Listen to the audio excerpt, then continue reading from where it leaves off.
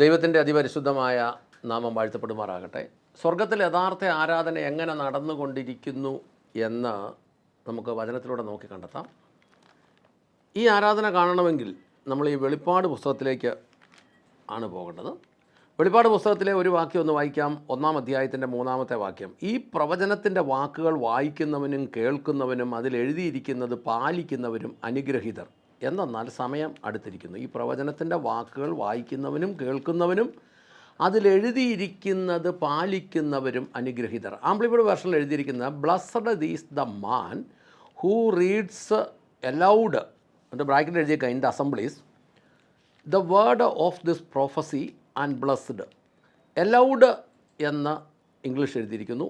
ഉച്ചസ്വരത്തിൽ, ഉച്ചത്തിൽ എന്നൊക്കെയാണ് അതിൻ്റെ അർത്ഥം. ആംപ്ലിഫൈഡ് വേർഷൻ അച്ചടിച്ചിട്ടുള്ളത് USA സൊണ്ടാർവൻ പബ്ലിക്കേഷൻസ് ആണ്. അവർ ഈ ഹെബ്രായ ഭാഷയിൽ എഴുതിയിരുന്ന ബൈബിളിനെ, അല്ലെങ്കിൽ ഗ്രീക്ക് ഭാഷയിലൊക്കെ ഉള്ള ബൈബിളിനെ, അത് പഴയ നിയമം എഴുതിയിരിക്കുന്നത് ഹീബ്രുവിലും പുതിയ നിയമം എഴുതിയിരിക്കുന്നത് ഗ്രീക്കുമാണല്ലോ, അതിലുള്ള ദൈവസ്വരത്തിൻ്റെ യഥാർത്ഥ അർത്ഥം പരമാവധി ഉൾക്കൊള്ളിച്ചുകൊണ്ടാണ് ഈ ആംപ്ലിഫൈഡ് വേർഷൻ ഇങ്ങോട്ട് തർജ്ജിമ ചെയ്തിരിക്കുന്നത്. എന്നാൽ മലയാള തർജ്ജിമകളിൽ ഒന്നും തന്നെ ഈ യഥാർത്ഥ ദൈവവചനത്തിൻ്റെ ശബ്ദത്തിൻ്റെ വ്യാപ്തിയും ആഴവും ഒന്നും ഉൾക്കൊള്ളത്ത വിധത്തിലല്ല എന്ന് നമ്മൾ ആദ്യമേ തന്നെ മനസ്സിലാക്കണം. ഒന്നാമത്, ഇത് തർജ്ജമയ്ക്കകത്ത് ഉപയോഗിച്ചിരിക്കുന്ന വാക്കുകൾക്ക് ധാരാളം മിസ്റ്റേക്കുകൾ വന്നിട്ടുണ്ട്. ആ വാക്കുകൾ മിസ്റ്റേക്ക് വന്നു കഴിഞ്ഞപ്പോഴത്തേനും വാക്കുകളുടെ ബേസ് നോക്കിയാൽ ചെറിയ വ്യത്യാസം ഉള്ളെങ്കിലും ആശയങ്ങളുടെ വ്യത്യാസം വരുമ്പോൾ ഭീകരമായ വ്യത്യാസങ്ങൾ അതിൽ ആ ആശയത്തിന് വന്നിട്ടുണ്ട്.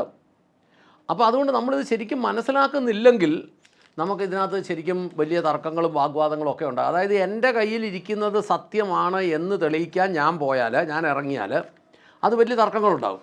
അതേസമയത്ത് യഥാർത്ഥത്തിലുള്ള ഗ്രന്ഥം എന്താണ്, അല്ലെങ്കിൽ ഇതിൻ്റെ മൂലഗ്രന്ഥങ്ങൾ എന്താണ് പറയുന്നത്, അത് ഞാൻ മനസ്സിലാക്കാൻ തയ്യാറാണെന്നുള്ളൊരു മനോഭാവത്തിലാണെങ്കിൽ നമ്മളിതിനു വേണ്ടി ഇറങ്ങി പുറപ്പെട്ടാൽ നമുക്ക് പലതും പഠിക്കാൻ പറ്റും. യഥാർത്ഥത്തിൽ ഹീബ്രു ടു ഇംഗ്ലീഷ് തോറ എന്ന പുസ്തകം നമുക്ക് ഇസ്രായേലിൽ നിന്നൊക്കെ വളരെ ശ്രമിച്ചാൽ വാങ്ങിക്കാൻ കിട്ടും.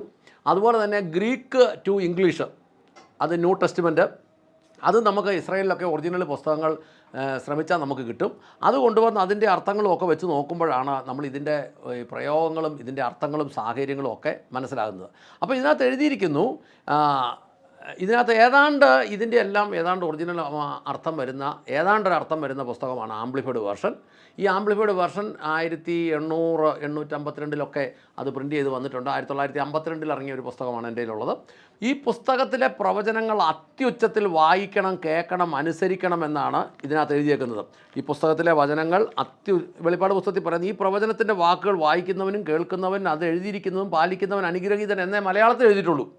എന്നാൽ ആംപ്ലിഫൈഡിൽ എഴുതിയേക്കുന്ന എലൗഡ്, ഉച്ചത്തിൽ അത് വായിക്കണം, അത് കേൾക്കണം, അത് അനുസരിക്കണം എന്ന് എഴുതിയിരിക്കുന്നു. അങ്ങനെ അനുസരിക്കുന്നവർക്ക് അനുഗ്രഹമുണ്ട്, ഭാഗ്യമുണ്ടെന്ന് ദൈവവചനം നമ്മോട് പറയുന്നു. അങ്ങനെ അനുസരിക്കുന്നവർക്ക് അനുഗ്രഹമുണ്ട്, ഭാഗ്യമുണ്ട് എന്ന് ദൈവവചനം നമ്മോട് പറയുന്നു. ഇനി അനുഗ്രഹം എന്താണ്, അനുഗ്രഹിക്കപ്പെട്ടവൻ എങ്ങനെയിരിക്കും, അടയാളം എന്താണ് എന്നൊക്കെ ചോദിച്ചാൽ അത് നമ്മളിപ്പം മനസ്സിലാക്കണമെങ്കിൽ ആംപ്ലിഫൈഡ് വേർഷനോട്ട് തന്നെ പോകണം. അതായത് എനിക്ക് എൻ്റെ അനുഗ്രഹം എന്ന് പറയുന്നത് ഒരു തരത്തിലും ഇല്ല, ഞാനിങ്ങനെ എന്നും ദരിദ്രനായിട്ട് നിൽക്കണം എന്നുള്ള ഒരു ചിന്തയിൽ നമ്മൾ പഠിക്കുകയാണെങ്കിൽ, അല്ലെ നമ്മൾ കേട്ട് വന്ന സാഹചര്യം അനുസരിച്ച് പഠിക്കുകയാണെങ്കിൽ ഉറപ്പായും നമുക്ക് പല കാര്യങ്ങളും ഉൾക്കൊള്ളാൻ പറ്റാതെ വരും. എന്നാൽ ഈ ആംപ്ലിഫൈഡ് വേർഷൻ്റെ സങ്കീർത്തനം 1-ാം അധ്യായത്തിൻ്റെ 1-ാമത്തെ വാക്യത്തിൽ പറയുന്നത് 4 ലക്ഷണങ്ങൾ ഉണ്ടാവും എന്ന് പറഞ്ഞാൽ, ഒന്ന്, സന്തോഷം ഉണ്ടാവും. അത് എപ്പോഴും ആ സന്തോഷം ഉണ്ടാവും, അല്ലെങ്കിൽ സന്തോഷം ഉണ്ടാകും. പൗലോസ് തന്നെ പറഞ്ഞു എപ്പോഴും സന്തോഷിക്കുവിൻ. ഫിലിപ്പിയ ലേഖനം തടവറയിൽ അഴുക്കുചാലിൽ കിടന്ന് അത് എഴുതുമ്പോഴും പുള്ളി പറയുന്നത് എപ്പോഴും സന്തോഷിപ്പിന്നാണ്. പിന്നെ അപ്രതീക്ഷിത ധനഭാഗ്യ നേട്ടങ്ങളൊക്കെ ഉണ്ടാവണം, സമൃദ്ധി വിശാലത ഉണ്ടാവണം, അസൂയാവകമായ വളർച്ചയും സമ്പത്തും ഒക്കെ ഉണ്ടാകുമെന്നാണ് അതിനകത്ത് നമ്മൾ അർത്ഥം മനസ്സിലാക്കുന്നത്. അതായത് ഈ ക്രിസ്തീയ ജീവിതത്തിൽ അപ്പസ്തോലന്മാരായും അല്ലെങ്കിൽ അങ്ങനെയുള്ള തീവ്ര ശുശ്രൂഷയ്ക്കൊക്കെ വളരെ കുറച്ച് ആളുകളെ ദൈവം നിയമിച്ചിരിക്കുന്നത്.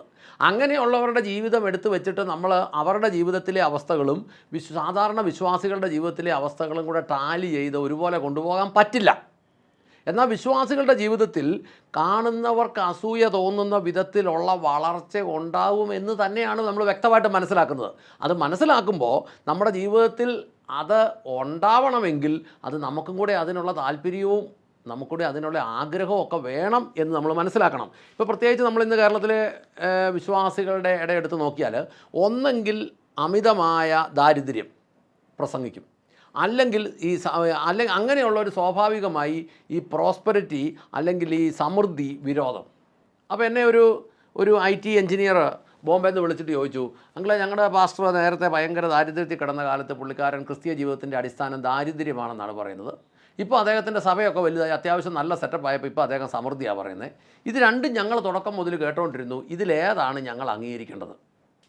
വളരെ മാന്യമായ ഒരു സംശയമാണ് ചോദിച്ചത്. നമ്മളതിനകത്ത് നിന്ന് ഒന്ന് മനസ്സിലാക്കിയാൽ മതി. യഥാർത്ഥത്തിൽ ഇന്ന് കണ്ടോ, ലോകം ഭരിക്കുന്നത് ആരാണ് എന്ന് ചോദിച്ചാൽ യഥാർത്ഥത്തിൽ നമുക്ക് മനസ്സിലാകും യഹൂദനാണ്. കോട്ടയം ജില്ലയുടെ വലിപ്പമുള്ള ഒരു രാജ്യം, അല്ലെങ്കിൽ കേരളത്തിന് അത്രയും വലിപ്പമില്ലാത്ത ഒരു രാജ്യം. ശരിക്കും പറഞ്ഞാൽ ഭയങ്കര സ്പീഡ് കൂടിയ ഒരു ജെറ്റ് വിമാനം പറന്നു വന്നാൽ, യുദ്ധവിമാനം പറന്നു വന്നാൽ അത്ര പ്രാക്ടീസ് ഇല്ലാത്തവരാണെ നോക്കി നിൽക്കുമ്പോൾ പിന്നെ മണ്ടേ കൂടെ അപ്പുറം കടന്നു പോകും. അത്രയും ഉള്ള ഒരു രാജ്യം ലോകത്തെ ഇന്ന് നിയന്ത്രിക്കുന്നത് ആ രാജ്യവും ആ രാജ്യത്തിൻ്റെ ബുദ്ധിയും ആ രാജ്യത്തിൻ്റെ സൈന്യവും ആ രാജ്യത്തിൻ്റെ സംവിധാനങ്ങളുമാണെന്ന് നമുക്ക് സമ്മതിക്കേണ്ടി വരും. ഇന്ത്യ പോലും കാർഗിൽ യുദ്ധത്തിലൊക്കെ ദയനീയമായി പരാജയപ്പെട്ടു പോകേണ്ട സമയത്ത് നമ്മുടെ ആയുധങ്ങൾക്കൊന്നും ആ കാർഗിൽ മലനിരകളിൽ ഉദ്ദേശിക്കുന്ന കൃത്യത കിട്ടാതെ വന്ന സമയത്ത് കൃത്യമായി അന്നത്തെ മന്ത്രിയായിരുന്ന ജോർജ് ഫെർണാണ്ടസിൻ്റെ, അന്ന് വാജ്പേയി പ്രധാനമന്ത്രിയായിരിക്കുന്ന സമയമാണ്, ജോർജ് ഫെർണാണ്ടസ് എന്ന അന്നത്തെ മന്ത്രിയുടെ അദ്ദേഹത്തെ നിയമിച്ചു. അദ്ദേഹത്തിൻ്റെ ആവശ്യപ്രകാരം ഇസ്രയേൽ ടെക്നോളജി വന്നപ്പോഴാണ് നമുക്ക് പോലും ആ യുദ്ധത്തിൽ വിജയിക്കാൻ കഴിഞ്ഞത്. കാരണം ആ മഞ്ഞിനകത്ത് പോലും അത്ര കൃത്യതയോടെയുള്ള ആയുധങ്ങൾ എത്തിച്ചു തരാൻ ഇസ്രയേലിനാണ് കഴിഞ്ഞതെങ്കിൽ ദൈവത്തിൻ്റെ വചനമനുസരിച്ച് ജീവിക്കുന്നവരുടെ ബുദ്ധിയും ശക്തിയുമെല്ലാം ദൈവം എത്രയധികമായി ഉയർത്തും, ഉപയോഗിക്കും. ഞാനതിനകത്ത് മനസ്സിലാക്കുന്ന ഒരു കാര്യം, 5 പുസ്തകങ്ങൾ, ഉൽപ്പത്തി, പുറപ്പാട്, ലേവ്യ, സംഖ്യ, ആവർത്തനം, 5 ഗ്രന്ഥങ്ങൾ, തോറ എന്ന 5 ഗ്രന്ഥങ്ങൾ, പ്രത്യേകിച്ച് പഴയ നിയമ പുസ്തകങ്ങൾ മാത്രം കൈകാര്യം ചെയ്യുന്ന യഹൂദൻ ഇത്രത്തോളം ശക്തിയും ബുദ്ധിയും അറിവും കഴിവും ഒക്കെ ദൈവം നൽകിയെങ്കിൽ ഈ 66 പുസ്തകങ്ങൾ ഉപയോഗിക്കുന്ന പുതിയ നിയമ വിശ്വാസി നിൽക്കേണ്ട പോലെ നിന്നാൽ അവൻ എത്രയധികമായി ദൈവം സമൃദ്ധിയും അല്ലെങ്കിൽ അവൻ്റെ കഴിവും അവൻ്റെ അഭിഷേകവും ഒക്കെ നൽകുമെന്ന് കേരളത്തിലെ വിശ്വാസികൾ ഒരിക്കൽ കൂടെ ചിന്തിക്കണം എന്ന് ഞാൻ നിങ്ങളോട് പറയാൻ ആഗ്രഹിക്കുന്നു. അത് നമുക്ക് മനസ്സിലാകുന്നില്ലെങ്കിൽ നമ്മൾ ഈ കഷ്ടതയും ദാരിദ്ര്യവും തന്നെ പറഞ്ഞുകൊണ്ട് നടക്കുകയും ഈ കഷ്ടതയും ദാരിദ്ര്യവും കേരളത്തിൽ ഒരുമാതിരിപ്പെട്ട വിശ്വാസികളുടെ എല്ലാം ജീവിതത്തിലുള്ളതുകൊണ്ട് അവർ അതിനെക്കുറിച്ച് കൂടുതൽ പറയുകയും ഈ സമൃദ്ധിയുടെ കാര്യങ്ങൾ എന്തെങ്കിലും പറയുമ്പോൾ അതിനെ യഥാർത്ഥത്തിൽ കയറി എതിർക്കുകയും ചെയ്യുന്നു എന്നത് ഒരു പരിധിവരെ ഇവിടുത്തെ വിശ്വാസികളോട്, സാധാരണ വിശ്വാസികളോട് കാണിക്കുന്ന ഒരു ക്രൂരത തന്നെയാണ് എന്ന് ഞാൻ ആഗ്രഹിക്കുന്നു, ഞാനത് പറയാൻ ആഗ്രഹിക്കുന്നു. അതുകൊണ്ട് ഈ വെളിപ്പാട് പുസ്തകം 1:3 പറയുന്ന പോലെ ഈ പുസ്തകത്തിലെ കാര്യങ്ങൾ വാക്കുകൾ വായിക്കുന്നവനും ഉച്ചത്തിൽ വായിക്കുന്നവനും കേൾക്കുന്നവനും അതിലെഴുതിയിരിക്കുന്നത് പാലിക്കുന്നവനും അനുഗ്രഹീതനാണ്. അങ്ങനെ ഇതിനകത്ത് എഴുതിയിരിക്കുന്നതനുസരിച്ച് ജീവിച്ച് ഒരു മനുഷ്യൻ നിൽക്കുമ്പോൾ ഒരു പരിധിവരെ ഞാൻ മനസ്സിലാക്കുന്നത് കേരളത്തിലെ ഈ പെന്തക്കോസ്ത് വിശ്വാസത്തിൻ്റെ തുടക്ക സമയത്ത് ബൈബിൾ ഈ വിശ്വാസത്തെ വിളിക്കുന്നത് പെന്തക്കോസ്ത് വിശ്വാസം എന്നല്ല, ക്രിസ്ത്യാനിത്വം എന്നാണ് വിളിക്കുന്നത്. അപ്പസ്തോലന്മാരെയൊക്കെ ആദ്യകാലങ്ങളിൽ 3 സ്ഥലങ്ങളിൽ നമ്മളിത് ചിന്തിക്കുമ്പോൾ പറയുന്നത്, അഗ്രിപ്പ രാജാവ് ചോദിച്ചു, നീ എന്നെ ചുരുങ്ങിയ സമയം കൊണ്ട് ക്രിസ്ത്യാനിയാക്കാൻ ഉദ്ദേശിക്കുന്നുവോ? പത്രോസ് പറഞ്ഞു ക്രിസ്ത്യാനിയായിട്ട് കഷ്ടം സഹിക്കുന്ന പ്രതിഫലമുണ്ട്. അതുപോലെ ഒരിടത്ത് പൗലോസ് തന്നെ പറയുന്നു ഈ ക്രിസ്ത്യാനി എന്നൊരു വാക്ക്. അങ്ങനെ 3 സ്ഥലങ്ങളിൽ ഇത്, അല്ലെങ്കിൽ അപ്പസ്തോല പ്രവർത്തിക്കകത്ത് നമ്മൾ വായിക്കുന്നു, അന്ന് മുതൽ അവരെ ക്രിസ്ത്യാനികൾ എന്നറിയപ്പെട്ടു. ഈ ക്രിസ്ത്യാനികൾ എന്നറിയപ്പെട്ടവർ ഈ 66 പുസ്തകത്തിൻ്റെ വ്യവസ്ഥയിൽ ജീവിക്കുമ്പോൾ അവരുടെ ജീവിതത്തിൽ ദൈവം അവർക്ക് നൽകും എന്ന് പറഞ്ഞിരിക്കുന്ന വാഗ്ദത്തങ്ങൾ, അനുഗ്രഹങ്ങൾ, അത് വാങ്ങിക്കുവാൻ അവരെ തടസ്സപ്പെടുത്താതെ അതവർ വാങ്ങത്തക്ക രീതിയിൽ ദൈവവചനത്തിൻ്റെ വ്യവസ്ഥയിൽ ജീവിക്കുവാൻ അവർക്ക് ഉപദേശങ്ങളും കാര്യങ്ങളും നൽകി അനുഗ്രഹിക്കണം. അപ്പോൾ അതോടൊപ്പം ചേർന്ന് മത്തായി സുവിശേഷത്തിൽ നിന്ന് ഒരു വാക്യം കൂടെ പറയാൻ ആഗ്രഹിക്കുന്നു. 5-ാം അധ്യായത്തിൽ മത്തായി 5 അതിൻ്റെ 19-ാമത്തെ വാക്യങ്ങളിൽ ഇങ്ങനെ പറയുന്നു, ഈ കൽപ്പനകളിൽ ഏറ്റവും ലഘുവായ ഒന്നെങ്കിലും ലംഘിക്കുകയും അപ്രകാരം ചെയ്യുവാൻ മറ്റുള്ളവരെ പഠിപ്പിക്കുകയും ചെയ്യുന്നവൻ സ്വർഗ്ഗരാജ്യത്തിൽ ഏറ്റവും ചെറിയനായി ഗണിക്കപ്പെടും. എന്നാൽ ഈ കൽപ്പനകൾ ആചരിക്കുകയും പഠിപ്പിക്കുകയും ചെയ്യുന്നവൻ സ്വർഗ്ഗരാജ്യത്തിൽ വലിയവൻ എന്ന് വിളിക്കപ്പെടും എന്നാണ് ന്യായപ്രമാണത്തെക്കുറിച്ച് യേശു ഇവിടെ എഴുതിയേക്കുന്നത്. ന്യായപ്രമാണത്തെയോ പ്രവാചകന്മാരെയോ നീക്കിക്കളയാനാണ് ഞാൻ വന്നതെന്ന് ചിന്തിക്കരുത്, അവയെ നീക്കാനല്ല പൂർത്തീകരിക്കുവാനാണ് ഞാൻ വന്നത്. ആകാശവും ഭൂമിയും അപ്രത്യക്ഷമാകോളം സകലതും നിറവേറുന്നതുവരെ ന്യായപ്രമാണത്തിലെ ഒരു വള്ളിക്കോ പുള്ളിക്കോ മാറ്റം വരികയില്ല എന്ന് ഞാൻ സത്യമായി നിങ്ങളോട് പറയുന്നു. ആകാശവും ഭൂമിയും അപ്രത്യക്ഷമാകോളം, അതൊന്നും ഇപ്പോഴും അപ്രത്യക്ഷമായിട്ടില്ല എന്ന് ഞാൻ വിശ്വസിക്കുന്നു. അങ്ങനെയെങ്കിൽ നമുക്ക് പ്രാർത്ഥിക്കാം. സ്വർഗസ്ഥനായ ഞങ്ങളുടെ നല്ല പിതാവേ, ഞങ്ങളുടെ കർത്താവായ യേശുക്രിസ്തുവേ, പരിശുദ്ധാത്മാവായി ഞങ്ങളുടെ നല്ല ദൈവമേ, നല്ല ദിവസത്തിനായി, സമയത്തിനായി, സാഹചര്യത്തിനായി ഞങ്ങൾ നന്ദി പറഞ്ഞ് പ്രാർത്ഥിക്കുന്നു. എൻ്റെ ദൈവമെല്ലാം യോഗ്യമായി ചന്തമായി ചെയ്ത് അനുഗ്രഹിക്കണമേ, കൃപയാ നടത്തണമേ. നടത്തുന്ന വഴികൾ വിധങ്ങൾക്കായി ഒക്കെ ഈ സ്തോത്രം. എൻ്റെ കർത്താവേ, ജനത്തിൻ്റെ എല്ലാം കണ്ണുകളെ തുറന്നു കൊടുക്കണമേ എന്ന് പ്രാർത്ഥിക്കുന്നു. ഇന്ന് കടന്നു പോകുന്ന സാഹചര്യങ്ങളിൽ നിന്ന് ദൈവവചനത്തിൻ്റെ യഥാർത്ഥ അർത്ഥത്തിലേക്കും ആഴത്തിലേക്കും കടക്കുവാൻ ദൈവം ഓരോരുത്തരെയും സഹായിക്കണമേ എന്ന് പ്രാർത്ഥിക്കുന്നു. പരിശുദ്ധാത്മാവായ ദൈവമേ, കണ്ണുകളെ തുറന്നു കൊടുക്കണമേ. അങ്ങ് പ്രാർത്ഥന കേട്ട് അനുഗ്രഹിച്ച കൃപയ്ക്ക് നന്ദി. യേശുക്രിസ്തുവിൻ്റെ ധന്യമുള്ള നാമത്തിൽ തന്നെ. ആമേൻ, ആമേൻ, ആമേൻ.